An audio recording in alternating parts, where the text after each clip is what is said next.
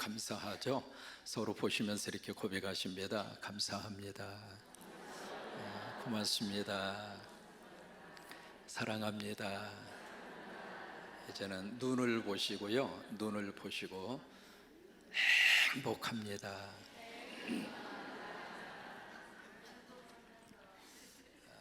예수 믿으면 예수님 안에서 주시는 축복이 뭘까? 그 중에 가장 큰 것이 의롭다 하심을 얻게 됩니다. 그것을 가리켜서 성경에서 뭐라고 이야기하는가? 두 글자로, 한자로 그것을 표현을 하면 칭의라고 합니다. 이 칭의라고 하는 것은 하나님께서 우리를 의롭다고 간주해 주신다, 법적인 용어입니다. 그러니까 의로운 상태와 의로운 수준이 아직 이르지 못했는데 하나님께서 너는 의롭다고. 그 근거가 바로 어디가 있느냐면 내가 예수를 믿을 때. 그러니까 예수를 믿으면 예수님이 어디에 계시는가 따라서 하십니다. 내 안에 예수님이 계십니다. 믿어주시면 아멘. 그래서 내 안에 예수님이 계셔서 그 예수님 때문에 하나님께서 너는 의인이다 그렇게 칭해 주는 겁니다. 그렇게 우리를 간주해 주시고 그렇게 우리를 인정해 주시는 거예요. 그것을 영어로는 뭐라고 표현하는가? 크레딧이다 그렇게 표현합니다. 하나님께서 우리에게 의인으로서의 크레딧을 하나님이 주신다 그 말이에요. 우리가 칭의라고 하는 이 복을 받아야 우리가 죄를 용서받습니다. 칭의를 받아야 우리가 하나님의 자녀가 됩니다. 칭의를 받아야 우리가 구원받습니다. 아멘 할 때까지 하겠습니다. 칭의를 받아야 우리가 영적인 복을 받고 강건하게 되고 범사에 하나님의 형통의 복을 받아 누립니다. 칭의의 복을 받아야 천국 갑니다. 그러니까 칭의라고 하는 것이 얼마나 복음 안에서 중요한 주제인가, 그래서 우리가 확인하셨을 거예요. 그렇다면 오늘 28절 말씀에 이 칭의를 우리가 어떻게 얻을 수가 있을까? 의롭다 하심을 우리가 어떻게 얻을 수 있는가? 여기 28절에 중요한 단어가 두 가지가 등장을 하고 있습니다. 28절 같이 한번 고백하십니다. 그러므로 사람이 의롭다 하심을 얻는 것은 율법의 행위에 있지 않고 믿음으로 되는 줄 우리가 인정하노라. 여기에 우리는 누구이냐면 예수 믿는 크리스찬들입니다. 이 글을 쓰고 있는 바울도 우리 속에 들어가 있고, 이 글을 우리가 지금 2000년의 세월이 지나서 읽고 우리가 함께 고백하고 있는 우리도 우리 속에 들어가 있는 겁니다. 그렇다면 우리 크리스찬들이 인정한다 그 말은 우리가 그렇게 주장한다 이 말이에요. 여기 주장한다는 이 이야기는 우리는 이렇게 믿는다 그거예요. 그럼 예수 믿는 사람이 무엇을 믿는가? 여기 우리가 의롭다 하심을 얻을 수 있는 방법은 바로 무엇으로 우리가 의롭다 하심을 얻을 수 있는가? 믿음으로.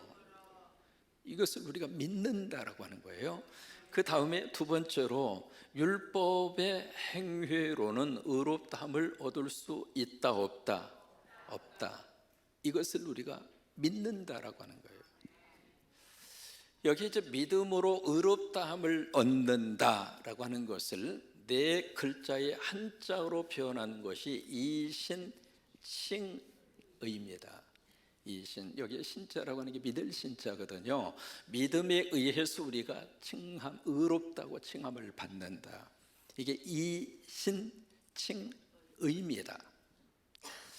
그렇다면 여기서 이제 한 가지 우리가 질문이 딱 제기가 됩니다. 율법의 행위로는 의롭다함을 얻을 수 있어요, 없어요? 없어요. 자, 그렇다면 율법은 필요 없는가? 여기 이제 율법이라고 하는 단어가 31절에 기록이 되어 있거든요. 이 율법을 우리가 다른 말로 좀 표현해 볼까요? 행함으로 한번 표현을 해보죠. 우리가 예수 믿고 신앙생활을 하면 예수 믿는 믿음만 있으면 만사가 오케이인가? 그 이야기는 예수 믿고 우리의 행동 속에, 삶 속에 우리가 예수 믿는 사람으로서의 실천과 삶의 모습은 우리가 신경 쓰지 않아도 괜찮은 것인가? 어떻게 생각하세요? 그러니까 여기에 율법의 행위로서는 우리가 칭함을 받지 못한다, 우리가 그렇게 딱 생각하니까 던진 질문처럼 그러면 율법은 필요 없는가? 여기에 대해서 31절에 우리가 답을 해주고 있습니다. 뭐라고 답을 해주고 있는가? 31절 시작. 그런즉 우리가 믿음으로 말미암아 율법을 파괴하느냐. 우리가 됐습니다. 이신칭의의 믿음을 가졌기 때문에 율법은 파괴되는가? 율법은 쓰레기통에 던져지는 것인가? 율법은 휘주 조각 처리해도 되는가? 우리가 믿음으로 구원받으니까 믿음으로 하나님의 자녀가 되고 믿음으로 천국 가니까 우리가 하나님께서 모세를 통해서 주셨던 유명한 계명이 있습니다. 무슨 계명이에요? 십계명. 여러분, 십계명은 누가 써서 줬어요? 모세가 썼죠? 그 당시에 학자들이 썼죠? 누가 썼어요? 그러면 얼마나 중요하면 하나님이 직접 써서 십계명을 주셨는데 믿음으로 구원받으니까, 믿음으로 천국 가니까 십계명 이제는 안 지켜도 괜찮아요. 다시 말해, 십계명에서 우리에게 말씀을 하고 있는 도둑질하지 말라. 에이, 도둑질하지 않고 그 사람이 어떻게 살아? 예수만 믿으면 천국 가니까 도둑질은 적당히 들키지만 않으면 괜찮아. 그러면서 사는 것이 정상인가? 믿음으로 구원받고 천국 가니까 간음하지 말라? 에이, 한국에 간통죄도 없잖아. 그 이야기는 뭐예요? 마음대로 하라는 거지. 마누라한테 안 들키면 괜찮은 거지. 그렇게 사는 것이 정상적 삶일까? 어떻게 생각하세요? 율법은 필요 없는가? 오늘 그 질문에 대해서 32절 말씀에 아주 분명하게 우리에게 답변을 해주고 있습니다. 그럴 수 없느니라. 절대로 그렇지 않다. 오히려 이신칭의, 이 믿음으로 의롭다 하심을 받은 사람은 오히려 율법을 굳게 세우느니라. 그 이야기는요, 율법을 더 잘 지킨다 이 말이에요. 그러면 여기 율법을 잘 지킨다, 바로 여기서 나오는 것이 뭐냐면 이행칭의입니다.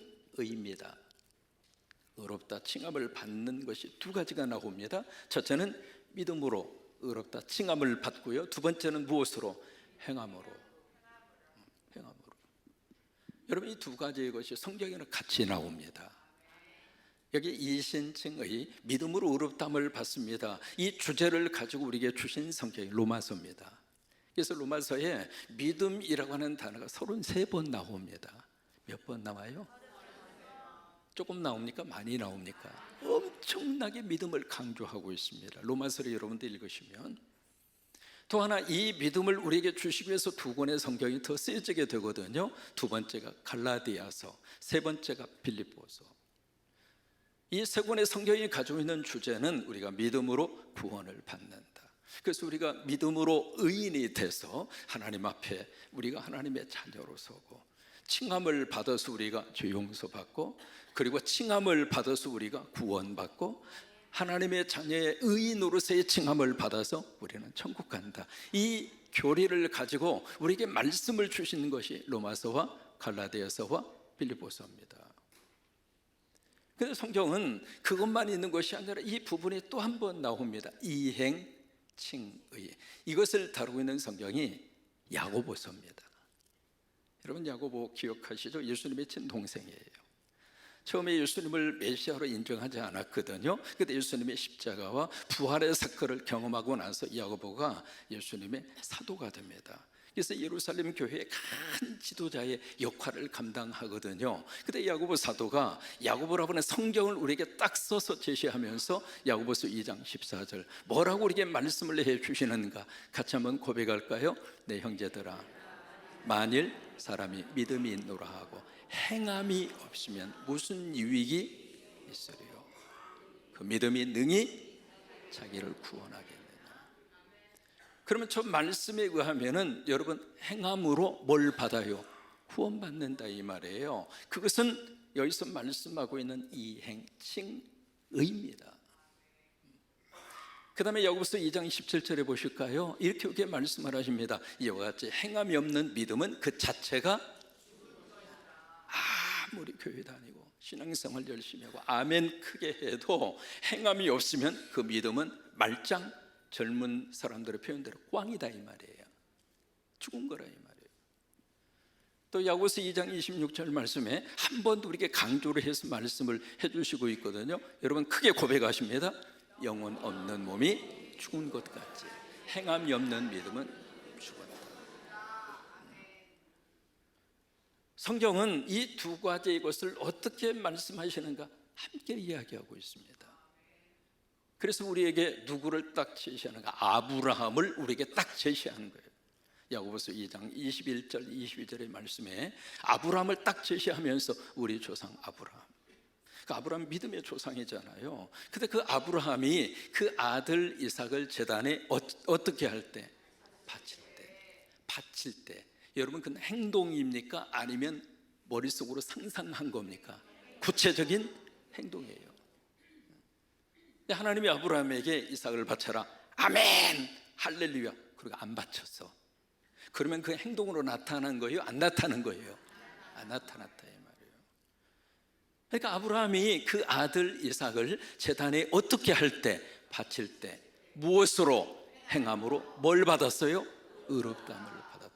그러면 이 말씀의 의미가 바로 이행칭의입니다. 성경이 두 가지를 함께 이야기하고 있어요. 그래서 우리가 믿음으로 의롭다함을 받는 것이 맞아요.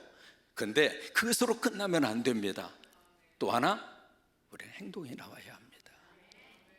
그러면 여기서 말씀을 하고 있는 율법의 행위로는 의롭다함을 받을 수가 있다 없다? 그 율법의 행위는 뭐냐 이 말이에요. 여러분 여기에 율법과 여기서 말하고 있는 율법의 행위는 달라요. 같은 게 아닙니다. 여기서 말하는 율법의 행위라고 하는 것은 유대인들이 오랫동안 전통으로 그들이 율법적으로 지키면서 해오던 몇 가지 행동이 있습니다. 그 중 하나가 바로 뭐냐면 할례입니다. 할례. 여러분 이 할례 문제가요 기원전 2000년부터 시작이 됐습니다. 할례의 기원은 누구냐면 아자로 시작하는 믿음의 조상이 있습니다. 아브라함이에요. 창세기 17장이에요. 그래서 하나님이 아브라함에게 나타나셔서 너와 나와 서로 계약을 맺자. 그래서 서로 컨트랙을 맺었어요. 커버넌트라고 해서 언약의 관계를 맺었거든요. 그러면 서로 계약서를 쓴 다음에 사인을 해야 되잖아요. 그 사인을 남성의 중요한 부분, 신체 한 부위에다가 표시를 하자. 그게 할례예요. 그러니까 유대인의 입장으로 봐서는 이 할례가요 자연스러운 신앙의 전통입니다. 오랫동안 해왔습니다. 아브라함 때부터 했으니까는요. 그래서 유대인들, 이 히브리 사람들은 태어나면 8일 만에 할례해요. 본인의 의사와 전혀 상관이 없이. 그러니까 할례 문제가 유대인들에게 있어서는 전혀 바드가 되지 않습니다. 그런데 이것이 극단적으로 치우치다 보니까 아무리 예수 믿고 신앙생활을 할례 안 받으면 천국 못 간다. 여러분 이게 맞습니까? 그렇게 유대인들이 주장한 거예요. 그러니까 그 문제를 대해서 여기 성경에서 뭐라고 이야기하는가? 그 율법의 행위로는 의롭다 인정 못 받는다.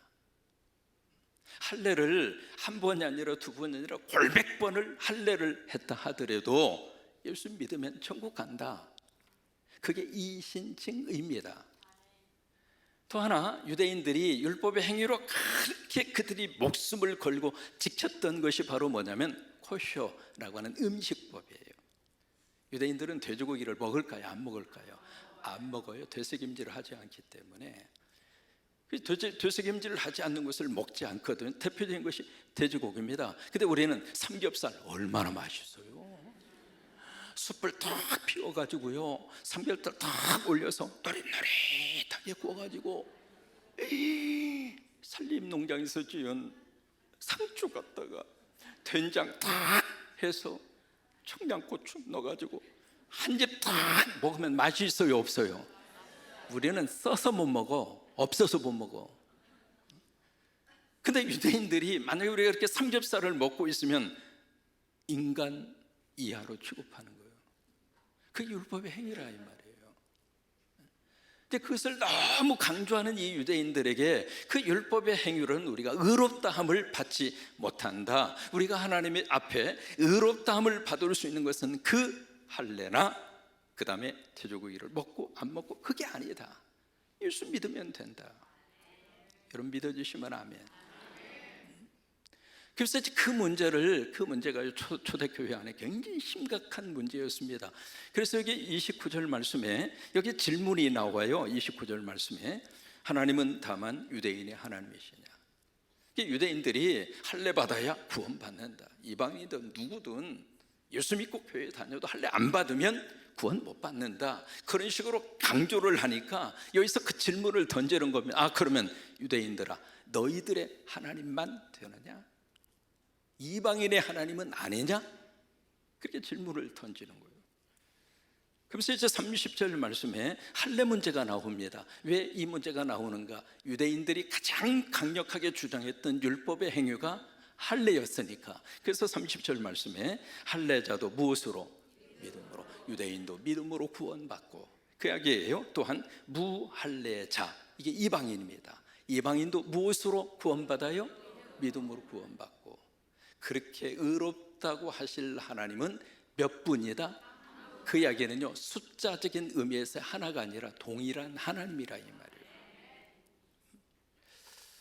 우리가 신앙생활 하면서 주변적인 것을 너무 강조하다가 보면 가장 중요한 본질을 놓쳐요. 미국의 텍사스라고 하는 주에 가시면 오른발 교회가 있습니다. 교회 이름이 오른발 교회입니다. 그 교회가 독일에서 시작이 된 형제 교단, 거기에 속한 교회입니다. 그 교회에서는요, 성찬식과 더불어서 세족식을 아주 중요한 의식으로 채택을 해서 매주마다 성찬식과 세족식을 함께 합니다. 독특한 교회죠. 근데 목사님이 성도들이 앉아 있으면 발을 이렇게 씻어주는데, 딱 여러분 이렇게 앉았다고 가정을 해보세요. 어느 발 씻는 것이 더 편할까요? 왼발입니까? 오른발입니까? 이게 잘 상상이 안 가시면 집에 가서 안에 딱 앉으라고 하고 저녁에 세족식을 해보세요. 근데 딱 앉아서 대개 일반적으로 왼발을 먼저 시키게 되어 있습니다. 오른손잡이기 때문에. 그래서 이제 목사님이 왼발을 세족식 이렇게 해서 의식을 집례를 하시는데 한 2주간 그냥 지나갔어요. 지나갔는데 그 중에 교인 가운데 몇 사람이 정식으로 항의가 들어온 겁니다. 목사님, 오른발을 먼저 씻어줘야지 왜 왼발을 먼저 씻어줍니까? 그러는 거예요. 그래서 왜요?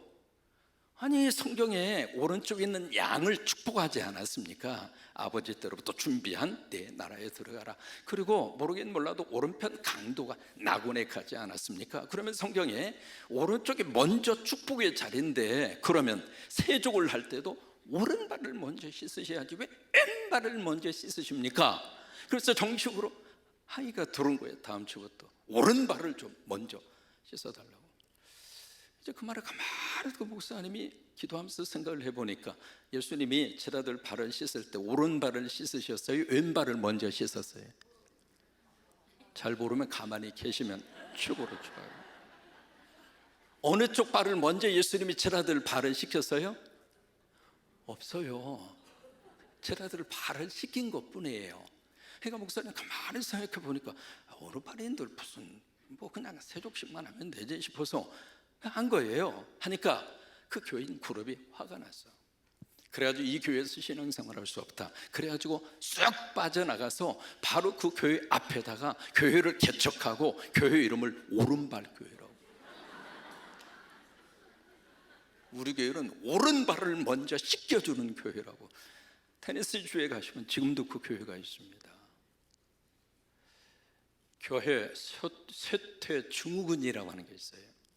교회가 막 이렇게 부흥이 되다가 교회가 정체가 되고 교회가 자꾸 이렇게 짜부라드는 거예요. 쇠퇴 증후군. 그 중에 첫 번째 현상이 뭔 줄 알아요? 예배보다도 회의를 더 중요시 여겨요. 예배는 한 10분 드리고요, 회의는 1시간 하는 거야. 여러분, 그 교회 부흥되겠습니까? 이게요, 회의는 짧을수록 좋아요. 회의를 많이 하면 회의만 들어. 두 번째로 교회가 쇠퇴하는 증후군, 두 번째 증후군, 전도와 선교, 여기에 목숨을 걸어야 되는데 여러분, 그래 안 그래요? 예수님이 마지막 우리에게 주신 지상 명령 뭐예요? 온 족속으로 내 제자를 삼아. 예수님이 주신 말씀이잖아요. 그러면 교회의 존재 이유는 뭐예요? 선교예요. 왜 교회를 세우셨는가? 생명 살리라고. 우리 성광교회 때문에 생명을 살아나게 되기를 축복합니다. 이 교회 때문에 천국의 백성들이 많아지시기를 바라고, 이 교회 때문에 수많은 영혼들이 하나님의 복을 받게 되기를 바라고, 이게 교회를 세워주신 이유 아니에요. 그러니까 전도와 선교가 교회의 존재 이유라 이 말이에요. 지난주에 어느 한 분이 십자가 헌금을 바치셨어요. 그분이 지금 폐암 4기입니다. 제가 그분 집에 신방 가서 같이 죽음을 인정하고 우리 같이 죽음 문제를 놓고 나하고 이야기해보자고. 여러분, 목사가 신방 가서요, 죽음을 주제로 놓고 딱 솔직하게 열어놓고 그것을 같이 인정하고 내가 말씀을 전하고 그것을 말씀을 받을 수 있다고 하는 게 쉬운 일이 아닙니다. 본인이 다 받아들이더라고요. 지난주에 저에게 문자가 왔습니다. 목사님, 내가 이 세상 떠나기 전에 십자가 하나 세우고 싶어요. 제가 입금했으니까 그 돈으로 제가 죽기 전에 그 교회당 완성되는 것을 보고 싶다고. 바로 우간다로 연락했습니다. 바로 공사 시작하라고. 그래서 이제 아무리 길어도 2주 내지 3주 후에 교회당을 완성시키라고. 오늘 2부 예배에 그분이 오셨어요. 그렇게 해서 십자가 공사를 시작했으니까 조금만 참으라고. 여러분, 교회의 존재 이유가 바로 그거예요. 우리 성광교회가 십자가 세우는 것은 하나님이 기뻐하는 일입니다. 인정하시면 아멘. 그게 하나님이 가장 원하는 거예요. 그렇게 해서 십자가 세운 교회마다 같은 그 교회 규모가 막 부흥되고 성장하는 모습을 볼 때마다 너무 행복한 거예요. 근데 선교와 전도는 안 하고 교회가 돈벌이 사업으로 집중을 하고 교회가 쇠퇴하는 증후군이에요. 세 번째로, 본질은 다 뒤로 내박쳐 놓고 비본질적인 것에 목숨을 거는 교회, 그 교회는 쇠퇴합니다. 지금 유대인들이 그런 거예요. 율법이라고 하는 이 하나님이 거룩한 법이 있잖아요. 그 법을 지키기 위해서 그 법을 붙잡고 그냥 하나님의 말씀대로 순종을 해서 신명기 27장에 약속한 대로 너희가 내 말을 지키고 내 규례를 지켜 행하면 내가 너에게 복을 주리니 들어가도 복을 주고 나와도 복을 주고, 아멘. 떡반죽 그릇에 복을 주고 싸울 곳이 없을 정도로 내가 부어주리라. 그 복을 누구에게 주는가? 말씀을 지켜 행하면, 말씀을 지켜 행하면, 그게 아멘. 말씀을 지켜 행하면 내가 복을 주리라고 그랬다. 이게 본질이에요. 근데 이 할례와 음식법 몇 가지를 가지고 그것을 그냥 본질인 것처럼 붙잡고 목숨을 걸고 그걸로는 하나님 앞에 의롭다 인정받을 수 있는 사람이 없다 이 말이에요. 여러분, 이민 목회하면서 가장 큰 기도 제목이 자체 교회당을 갖는 거예요. 여러분들이 성광교회가 있어서 마음대로 오셔서 기도하고 찬양하시고 이게 얼마나 행복한 줄을 아셨으면 좋겠어요. 저는 이민 목회하면서 정말로 몸부림치면서 기도했던 제목이 하나님, 우리 교회당 주세요. 우리 교회당 주세요. 이게요, 집 없는 것도 소름이지만은 내 자체 교회당이 없어서 소름 당하는 것은 가슴이 더 미어질 정도로. 그래서 이제 어느 한 교회가 온 성도들이 합심해서 기도하고 헌신해서 교회당을 잘 지었어요. 얼마나 감사합니까? 이제는 마음대로 들어가서 기도해도 되고 마음대로 새벽 기도 드려도 되고. 저요, 교회당 없을 때 새벽 예배 인도하면서 앞에서 막 인도하고 있으면 미국 교회 장로들이 뒤에서 왔다 갔다 하는 거예요. 이 앞에서 예배 인도하다가 아이고 끝나면 내 또 저 양반들한테 한마디 듣겠구나 그러면서 새벽 예배 인도했어요. 자체 건물이 아니어서 그런 서러움을 당한 거죠. 그 자체 성전이 생겼으니까 얼마나 감사해요. 그런데 그 교회당이 완성되고 나서 교회가 두 파로 갈라져서 싸운 거예요. 왜 싸웠는가? 미국 교회는 다 카펫을 깔아요. 카펫 색깔 때문에 싸운 거예요. 한쪽 그룹에서는 파란색 카펫을 깔자. 왜? 시편 23편에 우리를 푸른 초장으로 인도하셔서 우리가 교회 올 때마다 목자 되시는 그 주님이 우리를 푸른 초장으로 인도하셔서 쉴만 물가로 인도해 주시고, 이민성을 너무나 힘든가 푸른 카펫 깔려있는 교회당에서 푸른 목자의 복을 받으면 얼마나 우리 삶이 푸르게 되겠느냐. 그러면서 푸른색 카펫을 깔아야 된다고 그냥 주장하고, 한쪽에서는 무슨 놈의 푸른 색깔이냐, 붉은색 카펫을 깔아야지. 예수님의 보혈의 피가 무슨 놈의 푸른 색깔이냐, 그 피가 붉은 색깔 아니냐. 그러면 붉은 카펫을 쫙 깔아서 올 때마다 내 모든 죄를 보혈의 피로 다 씻으셔서 예배할 때마다 용서받은 기쁨과 행복함이 그냥 넘치고, 교회당이 그래야지 무슨 놈의 파란색 카펫을 까느냐. 한쪽에서는 파란색 카펫 해서 파카, 한쪽에서는 붉은색 카펫 해서 불카 해서 양쪽에서 막 싸우기 시작했는데, 지금도 싸운대. 여러분, 무슨 색깔 깔아야 돼요? 이게 너무 주변적인 것을 강조하다 보면 그런 현상들이 나타나요. 오늘 성경은 율법의 행위가 바로 그런 거라고 하는 거예요. 그렇다고 이것을 율법을 안 지켜도 좋다? 천만의 말씀. 종교개혁을 일으켰던 마틴 루터가요, 여러 가지 많은 교회사적으로 큰 일을 했습니다마는 결정적으로 루터가 실수한 말 한마디가 있습니다. 너무 믿음을 강조하다가 보니까 이 행함을 강조하는, 왜 야고보서 안에 행함이라고 하는 단어가 10번 나오거든요. 이 야고보서를 가르쳐서 어떻게 평가했는가? 행함을 강조하는 야고보서는 지푸라기 서신이다. 루터가 잘못 판단한 겁니다. 우리가 믿음으로 구원받는 것은 사실이에요. 그러나 행동에 나가야 돼요. 아멘. 그러니까 우리가 아멘하고 끝나면 안 됩니다. 그 아멘이 삶의 자리에 가서 꽃으로 피어나고, 여러분이 새벽기도 오셔가지고 은혜를 많이 받는 것처럼 보였어요.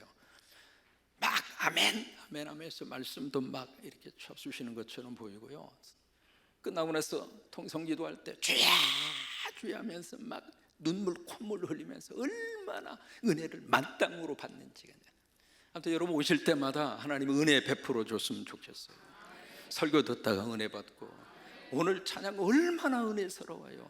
이런 찬양은 개복동 3-1에서밖에 못 들어. 찬양 들으면서 은혜 받고, 장로님의 기도 함께 올리면서 은혜 받고, 그래서 막 은혜를 받는 건 참 감사한데, 그래서 그냥 새벽에 그 은혜를 받고 딱 나가면서 콧노래를 부릅니다. 주와 같이 길 가는 거 즐거운 일아닌 할렐루야 그러면서 가다가 딱 보니까 옆집에 텃밭에 호박이 심겨져 있는데, 호박이 너무 먹음직스러운 호박이 주렁주렁 달려있는 거예요. 그 호박을 딱 보는 순간 오늘 아침 반찬거리를 뭘로 할까 고민했었는데 순간적으로 아이디어가 딱 떠오른 겁니다. 아, 그렇구나. 저 호박하고 된장 풀어서 호박국을 끓여 먹으면 되겠구나. 그래서 주변을 딱 보니까 아무도 보는 사람이 없어요. 주여 감사합니다. 호박을 따가지고 집으로 가서 뚝배기를 넣고 된장 풀어서 호박을 촉촉촉 썰어서 넣고 청양고추도 넣고 자글자글 포글자글 막 그래서 그 찌개를 딱 가운데 넣고, 하나님 오늘도 맛있는 것을 주셔서 감사합니다. 그리고 처먹었대.